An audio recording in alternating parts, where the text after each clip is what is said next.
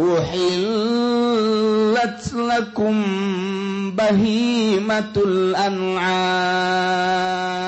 dihalalkeun ka aranjeun kabeh bahimatul an'am ai bahimah mah anu zawatul arba anu boga suku opat an'amatina jenis hewan ingon-ingon nu mantak ditafsiran di dieu teh ibil bakor gonam geus idopat bahimatun kana al an'am teh ieu adalah idopat bayaniyah bahimah nyaeta an'am cek ahli nahwu mah kos kitu uhillat lakum bahimatul an'am dihalalkeun ka aranjeun kabeh hewan nu sukuna opat heulanan anu sok dipake ingon-ingon diantarana onta diantarana sapi diantarana embe dihalalkeun teh maksudna naon dihalalkeun di daharna berarti sabada dipencit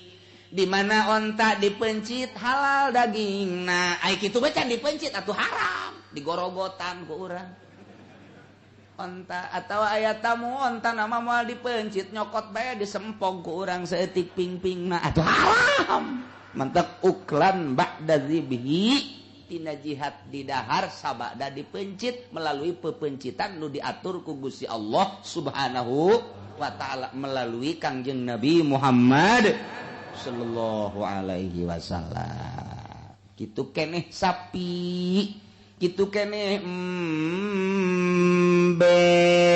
make cara pepencitan lu bakal diatur illa ma yutla alaikum kecuali hewan nu bakal dibacakeun ka aranjeun kabeh tahrimuhu soal paharamanana soal nu diharamkeunana ke dihareup dina ayat hurrimat alaikumul maitah moal kebal deui bakal dibacakeun ku urang ayat eta teh nu mana hewan-hewan nu diharamkeun teh asal ulah ondangan bae minggu hareup bakal dibacakeun ke atau mingguna deui ngan mun kebeneran ondangannya dulur ieu teh atuh moal kabagian oba ondanganeun jasa hingga dicirian dina kitab nage didinya rajin batur manyirian masalahnya nama lain ti dieu ka dieu ondangan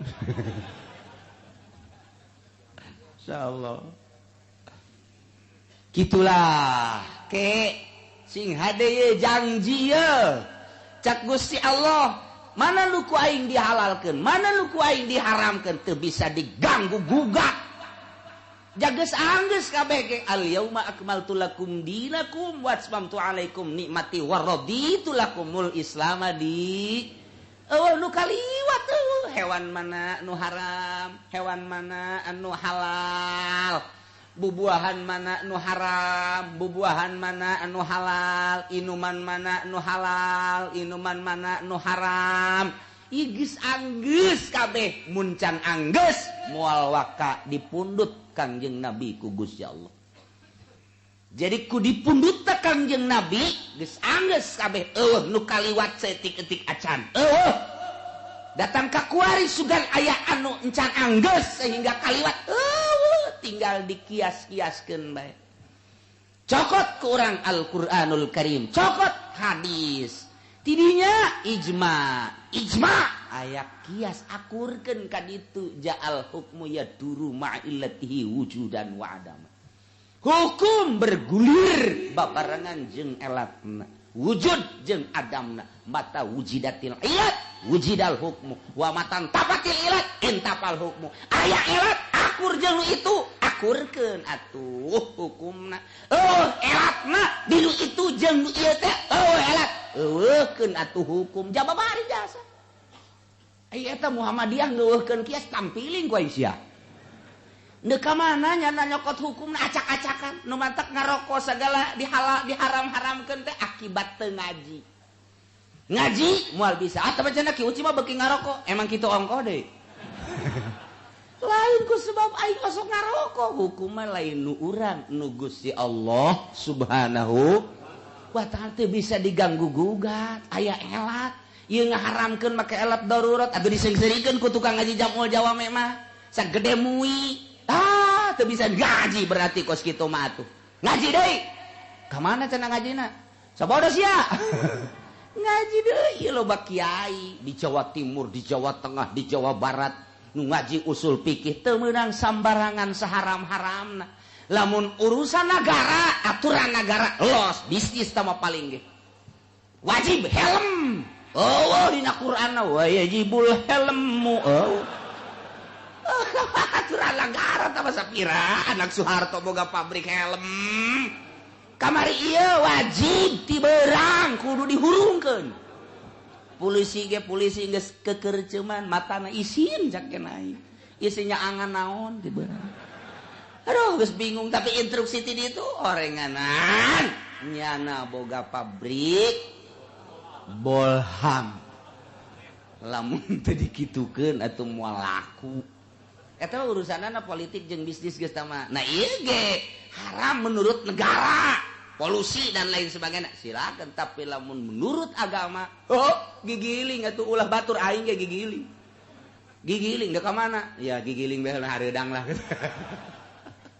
ulah sabarang ngisin bae aya kitaban geus teu kudu make ijtihad deui baca di Fawaidul Makiyah eta cenah aya dina kitab Nawadir haram heuy eta mah makom tasawuf hukum teh aya jang fikih likulli kitu kaumin istilahun tiap-tiap kaum ngabogaan istilah tiap-tiap ulama ngabogaan istilah fikih ngabogaan istilah nahwu ngabogaan istilah bilagah ngabogaan istilah tauhid ngabogaan istilah tafsir ngabogaan istilah kemudian tasawuf ngabogaan istilah ulah sing hade ulah sadume dina kitab Nawadir haram kemudian urang ngaharamkeun keheula istilah ahli saha ieu sedengkeun jang fatwa mah tetep bae fikih bae fahkum bizahir atuh teu meunang sambarang teu meunang sambarangan nemantak sing hade suling haram teh suling teh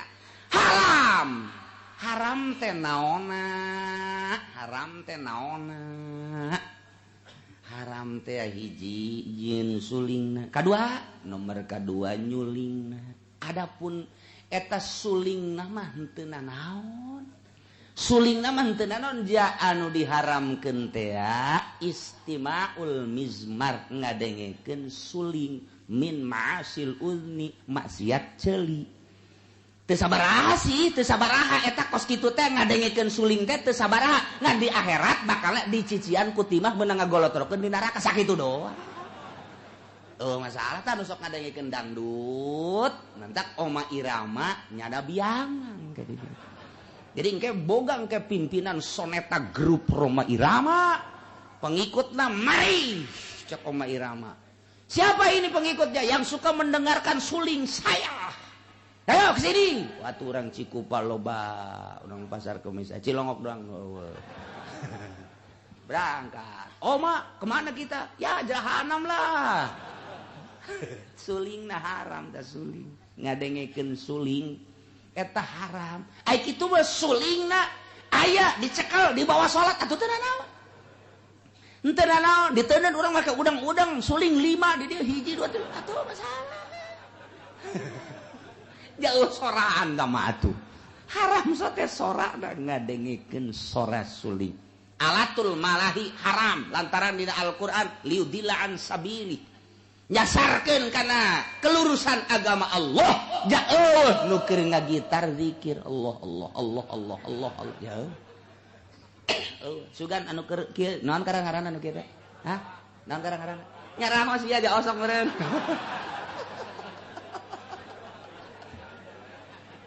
eta bari zikir jawal aya moal aya sugan anu make organ tunggal di nu hajat teh bari zikir gitu la ilah tong teng tong illallah bebeneran zikir aja lalagaan tong kos kitu mah haram berarti haram teh kos kitu teh alatul malahi teh haram didengekeun ngadengekeun alatul malahi zatiyah alatul malahi ge haram haram tanah al-matur dina Quran wa ma yusadillah wal hadis ta liudilan sabil nah eta haram baheula mama gentur mama satibi loceng bage neng diharamkeun gunyana lantaran tasabuh jeung loceng Kristen kontreng tak Kristen teh lamun deuk asup ka gereja neng tah loceng eta aya di dinya sorana di loceng tasabuh jeung eta haram sanajan ditentang ku para ulama tetep bae nya nama haram teh kos kitu lantaran akur tasabuh jeung eta mama gentur mah haram bae geus kos kitu teh sanajan ulama kabeh nentang ja locengan tamah kos kitu mah aju ka belah dieu nama locengna dipaling ku tukang kes keliling tah tungtungna dipertanyakeun ai eta tukang es make kleneng haram apa henteu heuh oge nya ceuk nya teh bisa henteu oge mah sapira tah ngabejaan budak ceurik nong tah jadi lamun hukum teh sing hade nu aya di ditu mah haram nu aya di dieu mah jadi henteu tuh kan itu baheula mah suara loceng bae dipermasalahkan ku mama gentur sanajan mama gitu bakri mah henteu masalah loceng mah locengan suara ngadu doang di jerona coba ge deuleu cak mama bakri ieu beusi di dieu aya beusi make kenong tah di mana disetelkeun jam 12 naik ngana neng tah eta mah saukur ngabejat locengan loceng anu tongtreng nu haram ge tapi urang keur sakola SD mah baheula apa eta? Nu baheula mah keur zaman kula mah nang nyokot di gereja mana meureun eta? Atau di sado meureun. Kontreng. Ai kuari mah geus make bel tet. Ieu mah keur carita kos kitu suara. Nah, dipermasalahkeun kabelah deuna alatul lahwi, alatul malai orkes haram tah mah mutlak tah mah kos kitu mah haram. Haram kuari mah para habaib jeung para ulama boga marawis ngan make gitar ditentang kul salah seorang pemuda bib kenapa itu kan ada gitar yang gede yang haram juga yang kecil mah nggak apa-apa cak pemuda oh yang kecil nggak apa-apa ya kagak apa-apa kecil kan ini mah mentak marawis baletik cak jana teu naon dia tolol jasa kunaon jadi karari itu hukuman teh. Ya Allah, ya Rabbi, berarti lamun bir segelas haram, berarti mun saeutik teh haram. Pan tolol eta kos itu. Jadi cek kiai teh cek kiai, ya kalau yang gede gitar Oma Irama itu haram. Ini kan kecil cek kiai. Kunaon jadi karari itunya. Haram teh. Takwari mata suara gamelan. Eta tiapan haram, suling, tombur, kendang teh haram, plaklik bluk haram. Haram, nu mantak baheula adu kekuatan dalil, bedug ge haram sebab sarua jeung kendang. Ih, cek kiai henteu, bedug mangan sabelah. Bedug sabelah, lu haram ge dua talamun di dieu aya bedug ge haram. Kulantaran sabelah tuh henteu, nu mantak ulah lihat teh beusi boga bedug di dieu aya haram. Haram eta sabelah bae geus eta henteu bedug ngaranna ge lain kendang henteu nanaon tah makos kitu mah tah berarti atur rabana ge henteu nanaon sebab sabelah lamun dua mah pagon haram belah di aya haram tah ieu mah henteu nanaon mentak baheula betawian marhaba berjanji make eta kotak duduk di dieu ge sok baheula keur zaman Abah Haji Mahali mah henteu nanaon asal ulah make kecerek. Dah lamun aya kecerekan haram. Tuh jadi hukum teh jelas. Takwari mah gitar, organ, kendang, kitu dan lain sebagainya direkam tak diasupkeun ka HP. Nu bogana kiai jeung ustad. Keur ngaji tong tong. Eta kiai tolol. Tolol kiai goblok eta HP eta. Suara panggilna goblok. Atuh balik eta haram, atuh jangan deug haramkeun kumaha alatul malah hijanana ge eta mamawa. Di dieu hiji, diceuli dua. Eta teu karasa pan eta kiai. Komo kiai nu sok ceramah mah eta pan jazz musikna ge di dieu. Rock and roll. Musikna ge ja hayang ya pede lah. supaya percaya di gaulnya dan eta geus boga aya urang lembur mah dangdut ya kos gitu eta haram bego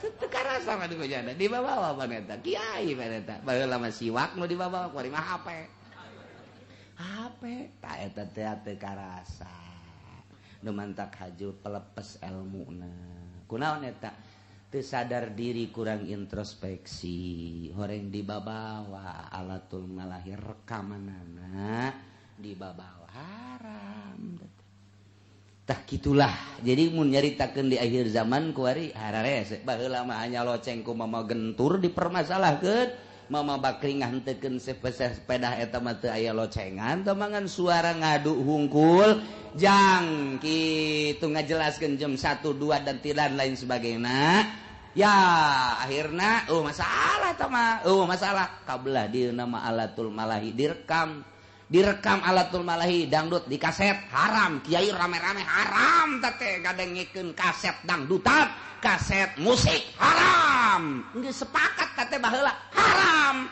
ngadengikeun musik rekaman haram kuari aya di HP kiai nu ngaharamkeun dek ngomong naon cek nya ya haram leutik lah sabodo sia tuh bab HP na ge cenah cek nya leutik kecuali HP nu gede kumaha sia bae atuh dek ka mana lompatna coba masyaallah nu mantak ilmuna pelepas teu karasa dirusak kepercayaan anak kunyana sorangan sebab nyana teu karasa kos nyana ngaharamkeun kredit nyana boga showroom boga showroom nyanana atau anak nyana boga showroom dek kumaha coba ya kredit cekeun teh emang tepati bagus sih cekeun cuman ya emang butuh lah misalnya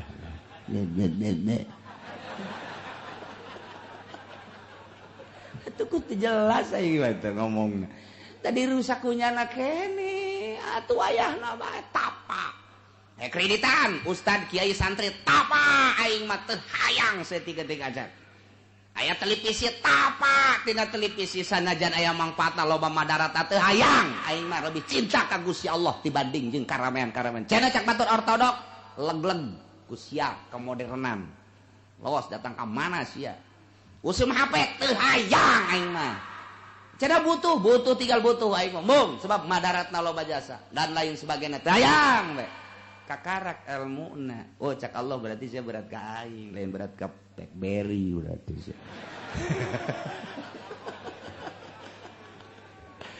Itu kuat kepercaya ke diri lah lu ngarusak na ilmuna mah gede. Tah eta teu karasa ku urang makin waro diri urang makin tinggi kepercayaan urang jeung keyakinan urang ka Gusti Allah sinar bakal kaciri. Tinggal kitu bae eta. Dia lain teu bararisa Fathul Muin Fathul Wahab segala bugiah jeung ikna teh kadang di luar kepala tapi jelema teu percaya sama sekali kepercayaanna dirusak ku dirina sorangan akibat kaharaman paharamanana kunyana teh digubris aufu bil uqud sok tohonan janji-janji Allah ka anjeun ka Gusti Allah anjeun papada anjeun asal urang bisa nohonan janji bakal nikmat geura ibadah urang nu mantak teu ngeunaheun ge salat ieu mata urang ceuli urang sungut urang hate urang berat ka dunia dibanding berat ka Gusti Allah mantak aya carana kumaha carana introspeksi ya ti mimiti riana ujub data kaburna babari sama nu kos kitu malah duh hese lain babari kumaha artina bisa tapi hubud dunia mah luar biasa hese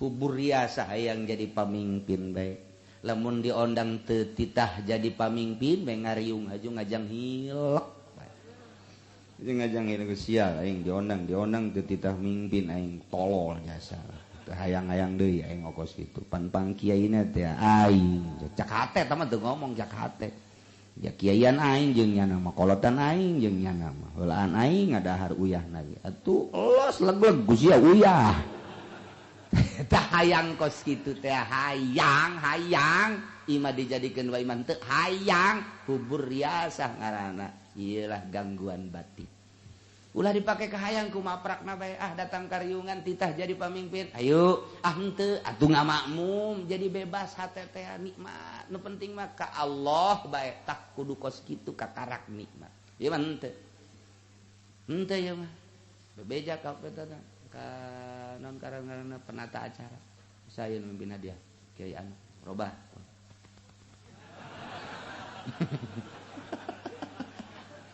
aduh masya Allah bingungnya teteh penata acara ji ngerti itu ulah kolot no kolot no kos gitu mah kubur riasah di dunia mah mungkin diagungkeun lantaran pamenta tapi cak Allah naonan oreng uhillat lakum bahimatul an'am dihalalkeun ka aranjeun kabeh hewan ingon-ingon engke nu bakal dicaritakeun mana nu haram mana nu halal ieu mah diantarana onta jeung nu sarupa jeung onta sapi jeung nu sarupa jeung sapi kebo mah padeuh teu dicaritakeun dina Quran teu dicaritakeun dina hadis teu dicaritakeun jamus ngaranna teh dikiaskeun munding ge kana bakor dina pada elatna loba akurna sapi munding jeung sapi teh kemudian gonam dari berbagai jenis baik embe gembel embe Jawa kadituna segala uncal da jenis embe-embe keneh teh nu kararitu teh na ieu dihalalkeun tina arah di daharna sabada dipencit melalui pepencitan syara kecuali hewan anu bakal dibacakeun ka aranjeun kabeh dina ayat hurrimat alaikumul maitatu nah engke aya nu diharamkeun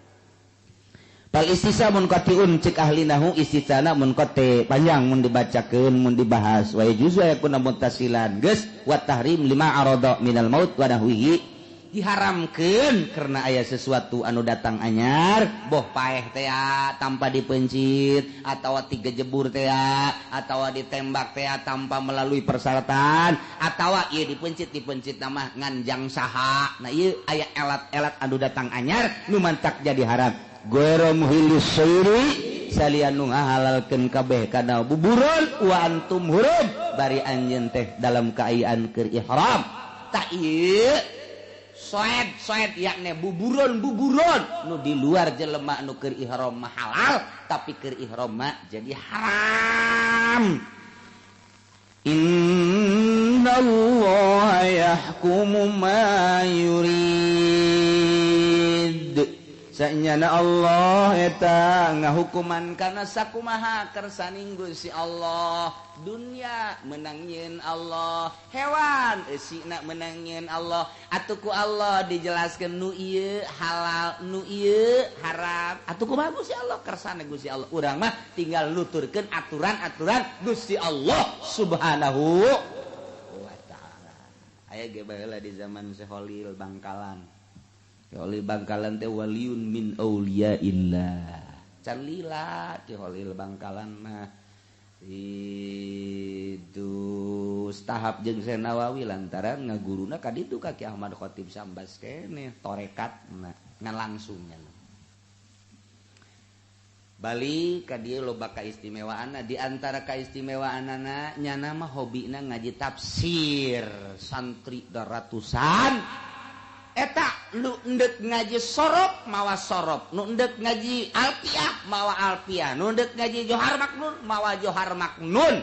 Tapi nyana ngajina tafsir bae, kudu ngaji sorop kadengina sorop, kudu ngaji nahu kadengina nahu, kudu ngaji fatul muin non fikih kadengina fikih, kudu ngaji tafsir kadengina eta teh nu diajina tafsir tapi kadengina beda-beda. Ai urang mah lain nu diajina tafsir tapi kadengina aya nu nundutan. Aya nu cengat, aya nu dula-dulu bae SMS. Macem-macem. Sarua kitu nu macem-macem. Tah ieu Ki Holil Bangkalan teh kos kitu. Ditangtangan bae teh ku jawara teh. Waktu jawara naon kitu ngaranna Madura teh celurit pan. Tapi eta Ki Holil mah tenang-tenang bae. Karena ahli ikhlas mah kalem bae. Boga permasalahanna kumaha Allah bae.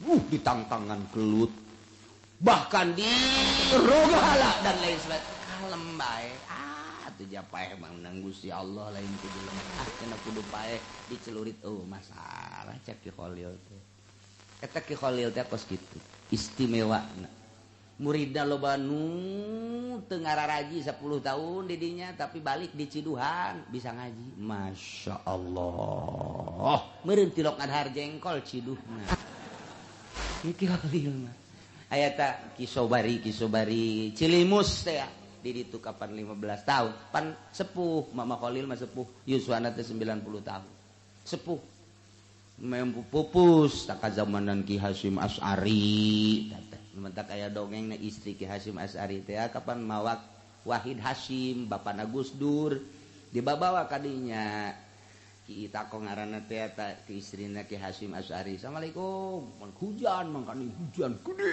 hujan bergan datang ka dinya make daun gitu. Siapa ini? Saya istrinya Ki Hasyim Asy'ari. Oh, pergi kamu, pergi jangan di sini. Kaget, biasa ada tilok itu, ai kadinya ieu diusir. Pergi. Atuh saya kehujanan, biarin kehujanan juga. Ceurik nyana balik ka ditu. Pamajikan Ki Hasyim Asy'ari. Balik datang ka ieu mah ceurik kunaon diusir sama Ki Khalil. Ah, bukan seusir-usirnya Ki Hasyim pasti ini ada sesuatu. Pasti ada sesuatu. Geus bae. Kabelah dianya ditafakuran bener baik begitu Ki Wahid Hasyim jadi menteri di Jakarta dek ka Bandung hujan gede anu luar biasa mobilna teu dikendalikeun teu terkendali set nabrak kontainer harita maot berarti maotna dalam keadaan hujanan tahu lah keur dibawa kaki Khalil teh hujan gede eta teh geus aya nu nafsiran harita kiai di Madura jeung di Surabaya pasti Ki Wahid Hasyim ieu maotna pasti ke kahujanan kajeun kumaha tepat jasa begitu boga anak Gus Dur manehanana tadi antarana Gus Dur keur leutik keneh Ki Wahidna ieu tabrakan hujan gede luar biasa tak eta teh geus kadeuleu ieu orok teh kena kahujanan sebab engke ieu maotna ge bakal hujanan bener bae aya deui jelema hayang nyoba jasa Ki Khalil dengan susah biasa ieu salakina jeung pamajikan ngomong bae urang cinta jasa cenah ka Ki Khalil sok ngadengkeun urang tang heueuh ceuk pamajikan urang ka ditu teh cenah ceukna mawan naon urang mangan bogana ganyong-ganyongna kajeunlah urang boga ganyong ge saeutik deui ganyong ge ngan saukur aya beureunan 5 siki mah dibawa dipuntel-puntel eta dipapag ku Ki Khalil dipapag saya nunggu dari tadi sakena teh alhamdulillah itu bawa apa itu bawa ganyong ini kesukaan saya cek Ki Khalil teh aju gegeran ka santrina kulub yeuh muncak bahasa urang mah kulub gorotok-gorotok di hadiran kunyana kene di dahar eta ganyong 5 beak kabeh cak nyana teh berarti kiai urang teh resepkeun ka ganyong yeuh cak nyana geus senang hate balik beta nu susah teh ke urang minggu hareup mah atawa 2 minggu ka 2 minggu deui urang nyaba deui ka ditu moal ganyong lah cak nyana nu loba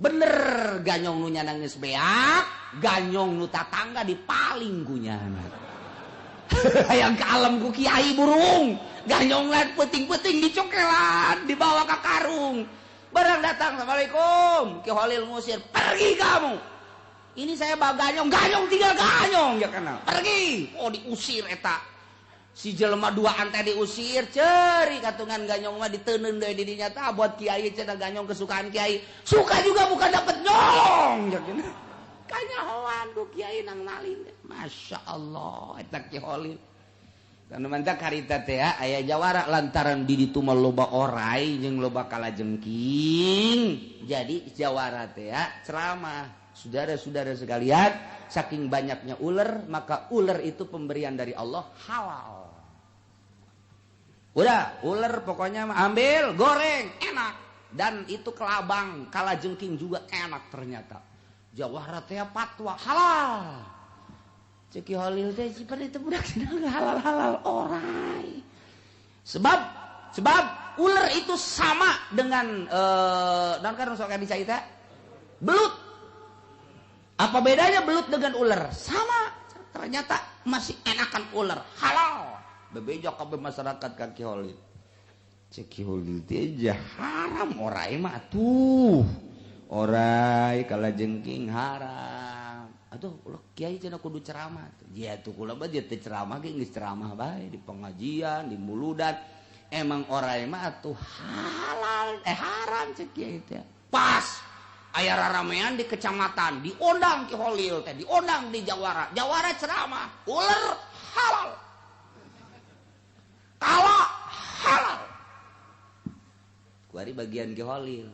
Ki Holil teh bagi dua aja dah. Yang haramin ikut sama saya, yang halalin ikut sama Jawara. Ya, eta hebat ngahukuman teh kos kitu.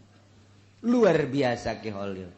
Cuman enggak lama lagi akan ketahuan halal dan haramnya, ya. Enggak lama lagi akan ketahuan. Udah, sekarang begini aja, kita yang haram tetap haram, sebelah sini ikutnya sama saya, yang halal ikut sama Jawara. Enggak lama lagi akan ketahuan halal dan haram. Oh ya, bener bae, 2 poe Jawarana disantok orai. Waktu ka dokter, Jawara lu hiji deui kena kalah. Babaturan teh tuh ka dokter terus teu cager-cager. Oh ka dieu dibengker ka dieu teu cager. Cek sebagian cenah ieu mah kudu dibawa ka Ki Holil. Wah tuh enggak mau cek Jawara. Itu kan musuh saya gitu. Ya musuh tinggal musuh, ini mah enggak ada lagi kecuali jampe kiai. Alah, bohong. Bohong. Terus geus seseleh nyana geus di Madura, di Surabaya. Ya kalau barang halal mah biasanya enggak ngerusak cek Ki Holil teh.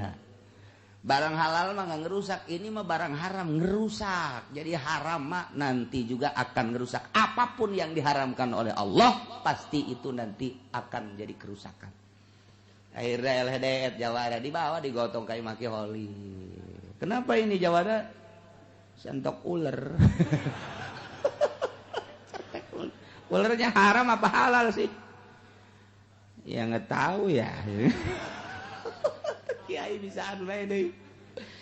Kalau kamu masih menghalalkan nggak sembuh, tapi kalau kamu udah mengharamkan sembuh. Itu cuma segitu doang. Haram sembuh sekarang juga. Bener Kiai? Benar. Udah saya haramkan atau itu ular. Bukan mulut, tekad hati. Ya.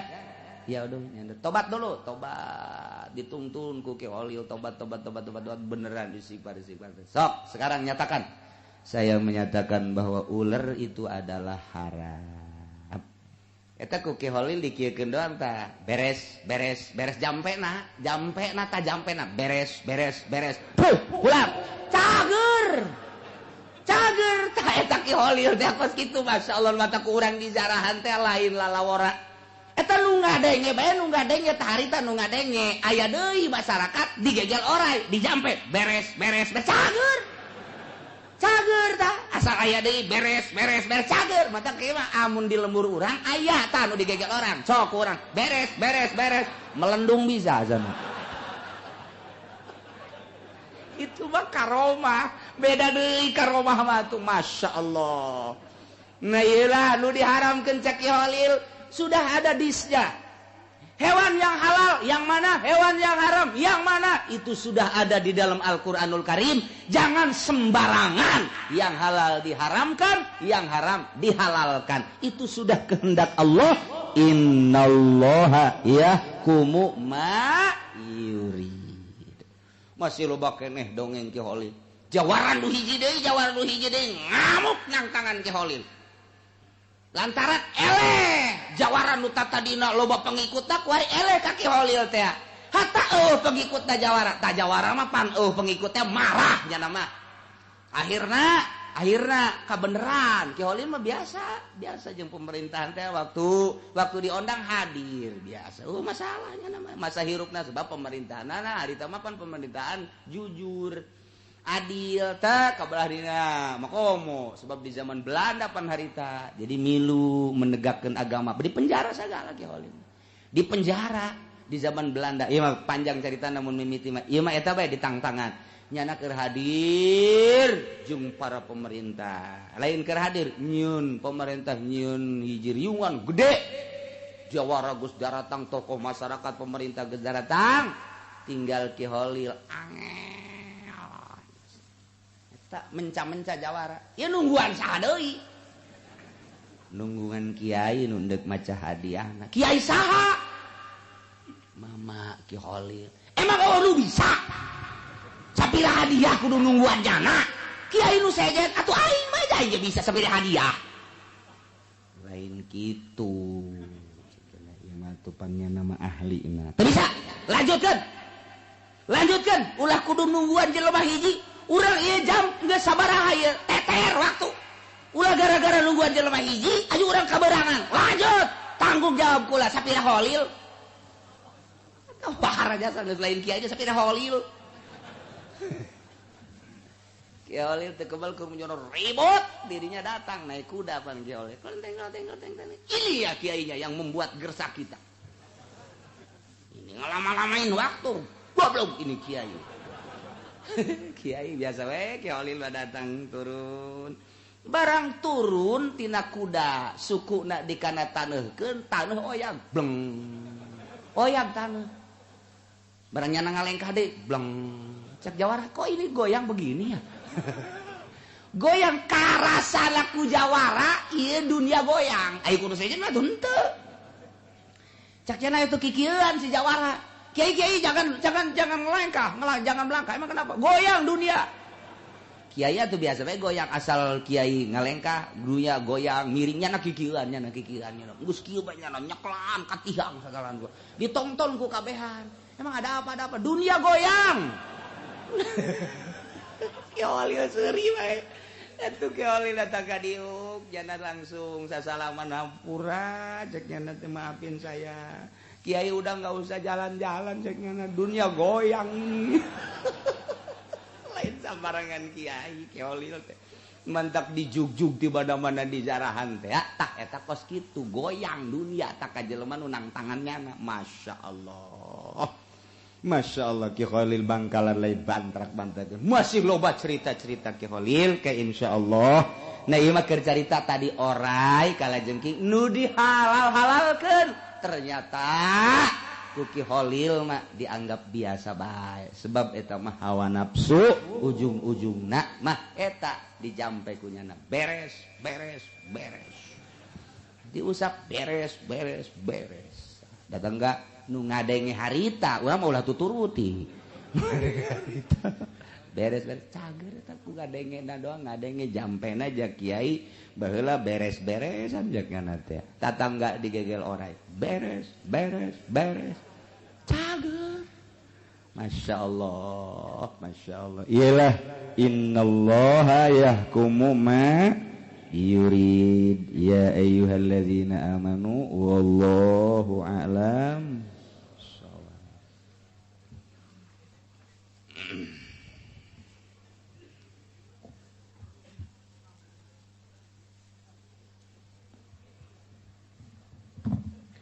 A'udzu billahi minasy syaithanir rajim. Bismillahirrahmanirrahim. Wa fil hadits lan ikut tetepil nalum hadis anin nabiy saking kanjeng nabi sallallahu alaihi wasallam wa ta'ilafat wa ulul lilladzi yatakallamul kalimata minal kidbi wa tawi karusakan utawi wel tawi neraka wel jurang ing dalam neraka sarwa ikut tetep kadue kang rarasan ya ladzi ing kalimah saking goroh liudhi kadrepon yang tak anda akan gumuyu ya ladzi al anasa ing manusia wailun lahu tawi wail ikut tetep kadue ladzi utawi wail ikut tetep kadue ladzi intah awis tutug ya kawal nabi atau hadis anazalullah min fadlihi maka jaluk ingsun sadayang Allah saking fadl Allah ayah fadlana ingata ngarab saya Allah na ingsun sadayang minal ukul saking tunibak bima yusritu Pimayas kudu ing dalam barang kang bendu saparat buna pangeran ingsun sadaya min gibat nyatana saking giba aw namimatin atawa adu domba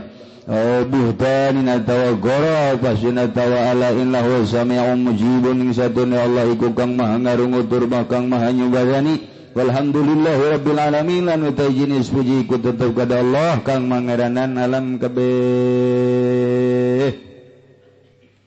kurang nyaritakeun masalah fitnah lisan terakhir dina hadis nu dicaritakeun ti Kangjeng Nabi Muhammad sallallahu alaihi wasallam aya bahasa kieu saur Kangjeng wailun ari karusakan wailun ari jurang nu aya di neraka masyaallah lilladzi yatakallamul kalimata pikeun jelema anu sok ngomong hiji omongan minal kidi tina bohong omongan dikaluarkeun bohong liudhikan nas supaya manusia sareuri timbul tina bohong model kitu nya naon kitu ngaranna nu sok aya di kota teh naon garang-garang pelawak diantarana sakara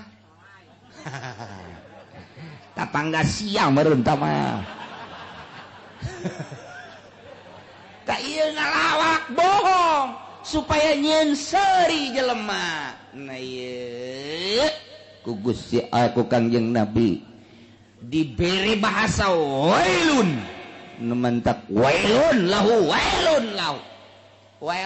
teh lamun dina surat wailul lil mutaffifin alladzina ta'i wailun teh wailun tafsiranana syiddatu adzabin pohara siksa kawal mah wailun teh wadin fi jahannam jurang nu aya di neraka jahannam lau ju'ilatil jibal fid dunya lamun dijadikeun gunung-gunung nu aya di dunya kajero eta jurang lazabat hancur luluh gunung-gunung nu aya di dunia gunung Karang gunung Santri gunung Uhud gunung kabeh gunung diteuneun di jurang eta leket teh ajur ku panas-panasna eta jurang jang saeta jang jelema ngomong ngabohong supaya seuri manusia ngabohong supaya jadi disengsirikeun Masya Allah atawa di itu mah wailul lil mutaffifin alladzina idza qtalu nah jang jelema-jelema nu ngurangan timbangan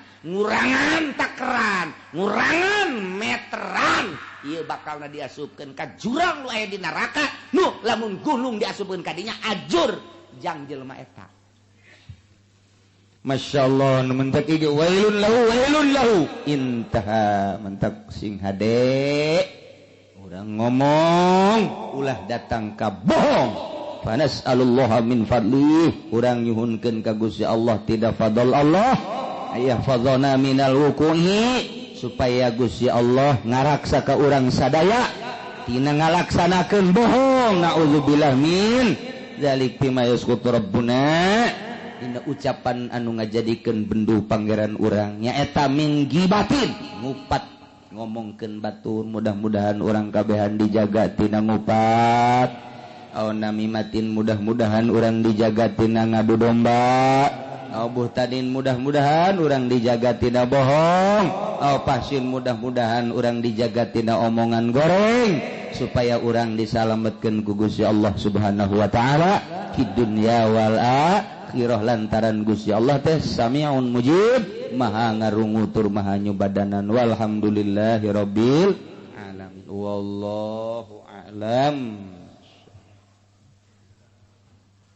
Allahumma shalli wa sallim ala sayyidina Muhammadin fil awwalin wal akhirin wa barik wa sallim wa radiyallahu ta'ala an sadatina ushabi sayyidina rasulillahi ajma'in amin ya Allah ya rabbal alamin Allahumma arinal haqqa haqqa warzuqna ittiba'ah wa arinal batila batila warzuqna ijtinabah wa la taj'alhu mutashabbihan alaina fanattabi'al hawa Allahumma ihdinas siratal mustaqim Allahumma ihdinas siratal mustaqim Allahumma ihdinas siratal mustaqim siratal ladzina an'amta 'alaihim minan nabiyyin wasiddiqin wasyuhada'i wassalihin wa hasuna ulaika rafiqa dzalikal fadlu minallahi wa kafa billahi 'alima shalli wa sallim ala jami'il anbiya'i wal mursalin alhamdulillah